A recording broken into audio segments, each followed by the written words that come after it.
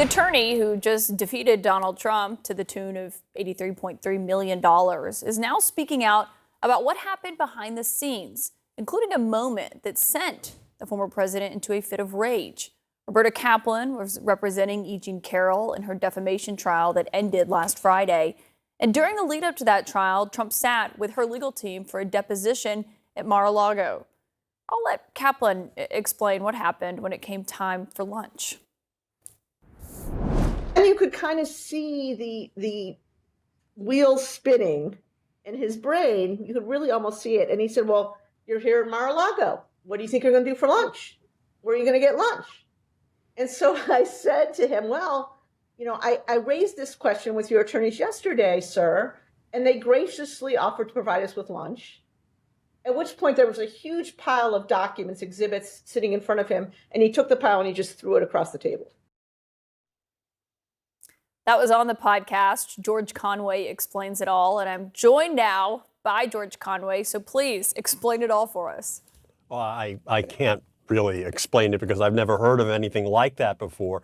It is a very common practice that when you are hosting a deposition, your counsel provides lunch for everyone else, and they provide lunch usually in a separate conference room so that both sides can have confidential conversations. And in this particular instance, the deposition was held at Mar-a-Lago for Donald Trump's convenience. So it would have been perfectly understandable, and it was perfectly understandable, that Alina Habba and the team of lawyers representing Trump ordered lunch for their adversaries. The same courtesy would be extended if the shoe were on the other foot. And he went bananas because of that, and he started screaming, as Robbie Kaplan describes. He was screaming at Alina Habba. Tough client there. There was this other moment as I was listening to this whole conversation, and it's obviously not just getting my attention, but also everyone else's. I want people to just listen to that. We come in the room and I say, I'm done asking questions. And immediately I hear from the other side, off the record, off the record, off the record. So they must have planned it.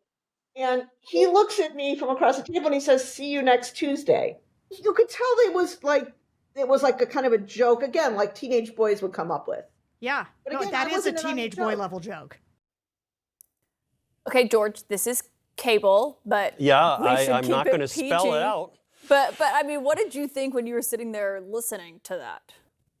I mean, it's just appalling. I mean, he's a pig, and the fact that he was president of the United States makes it all the more distressing. I mean, it was misogynistic. I mean, to call a woman that to her face and trying to be cute about it. I mean, it was just disgraceful and the kind of indecent conduct that you wouldn't expect in any adult. I mean, it was just, I wouldn't even say it was teenage boy level conduct. It was just utterly, utterly childish. And it's not that surprising that Trump does this. I mean, we've seen him do all sorts of crude and things over time, and it brought to mind this incident that occurred in the Roosevelt Room, I think it was, in the fall of 2019, where Donald Trump was congratulating a pair of female astronauts who had conducted an EVA, a spacewalk outside the space shuttle, and it was the first all-female EVA. And Trump made a mistake. He said, oh, this is the first time a woman's ever been outside the space shuttle. And then the female astronaut, gently corrected him, and he clearly was taken aback. It was a very gentle, very respectful correction. And he starts to touch his forehead as if to scratch an itch, but he used his middle finger. And there was this huge controversy. Was he really giving the finger to these astronauts? And people gave him the benefit of the doubt. But I find it hard to give him the benefit of the doubt after seeing all of this conduct.